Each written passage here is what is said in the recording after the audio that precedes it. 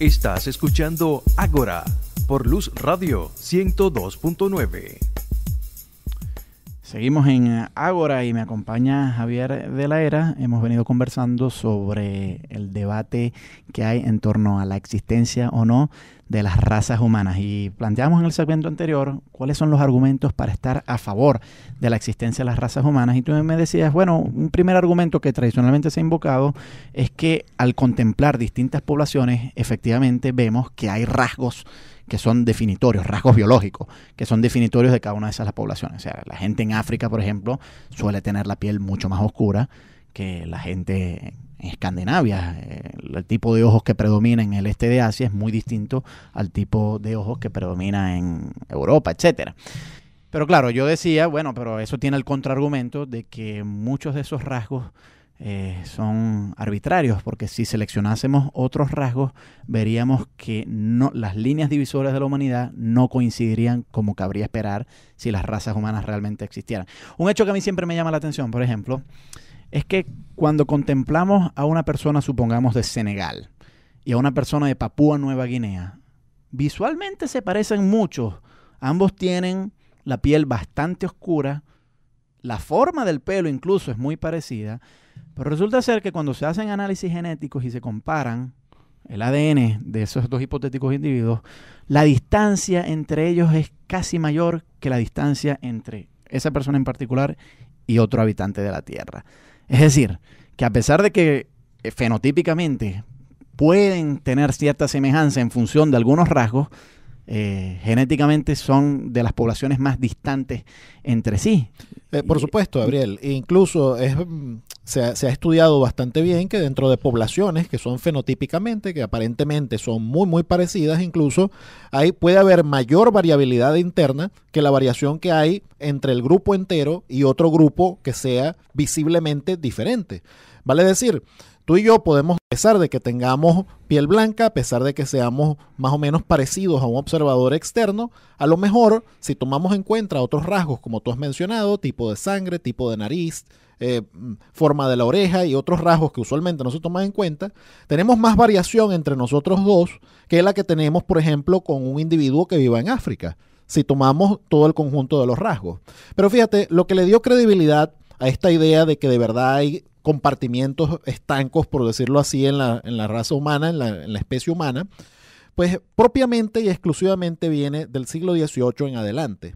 En el siglo XVIII, el siglo de la Ilustración, el siglo de las luces, pues tú muy bien sabes que hubo un auge de la historia natural, un auge con Carl Linneo, que es el primero que establece una clasificación binomial de las especies, y curiosamente, Linneo en su obra principal, El sistema de la naturaleza, establece un apartado para el ser humano. Y Linneo es prácticamente el primero que le da credibilidad científica a la idea de que hay diferentes variedades humanas. Él clasifica en 4 tipos al ser humano: el Homo americanus, refiriéndose a los habitantes indígenas de América; el Homo afer, o afri, que sería el africano negro; el Homo asiaticus, que sería el este de Asia; y por supuesto el Homo europeus, que sería el hombre blanco europeo. Pero curiosamente ya Linneo empieza no solamente a hablar de una diferenciación fisiológica, biológica, sino que le atribuye características de personalidad a cada tipo humano.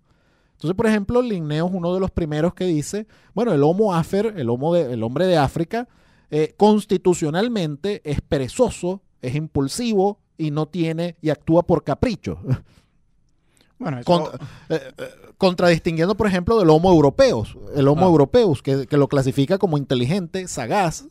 Bueno, pero yo creo que hay que aclarar algo acá. Sí. Es decir, ciertamente muchos de los que empezaron a promulgar la existencia de las razas buscaron una jerarquización entre ellas y, claro, en vista de que esto era la época del naciente colonialismo, etcétera, los pueblos de África y de Asia y de América también solían ser colocados en una escala inferior a los pueblos de Europa. Y esto no solamente lo hizo Linneo, era más bien una pseudociencia. Pero yo creo que sería injusto decir que todo aquel que promulgue la existencia de las razas es un racista, porque no necesariamente es así. Por supuesto. O sea, hoy hay plenitud de gentes que reconocen que la especie humana sí es divisible discretamente en función de 5 o 6 grandes grupos, y que si siguiesen aisladas conduciría incluso a distintas especies, pero no por ello ellos establecen una relación de jerarquización entre estos Por distintos supuesto, grupos mira, raciales. y definiendo las razas. No, y yo te lo digo porque hay cierta animosidad política a decir que quien defiende la existencia de las razas ya es un racista y Por no tiene supuesto, puesto y en yo la te universidad, diría- y eso es un abuso. O sea, esto es un debate abierto. Por supuesto. Yo en particular no creo que las razas existan, pero creo que hay argumentos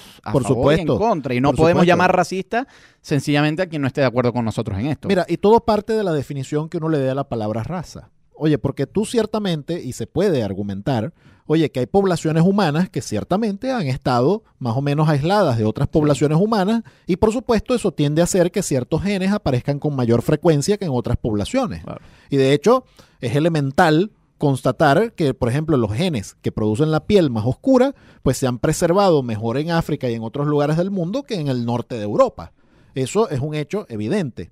Ahora, ahí estaríamos haciendo una definición bastante amplia de la palabra raza. Estaríamos diciendo frecuencia relativa de ciertos genes en ciertas Sí, poblaciones. pero es mucho más que eso, es correspondencia entre genes. Es decir, la idea de razas presupone Mucho que más. la piel oscura corresponde con la nariz chata, y con la el idea pelo. histórica de raza, con el que te pelo decía rizo. que aparece más que todo en el siglo XVIII, en el siglo XIX se completa cuando aparece lo que tú mencionabas, la ciencia racial propiamente dicha.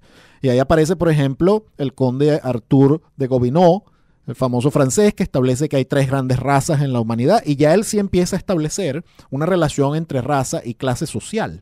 Ya él se empieza a establecer, oye, la raza caucasoide, la raza blanca es la que está en el pináculo, es la que debe estar arriba, y las otras necesariamente deben ser sometidas a esta, deben estar subordinadas.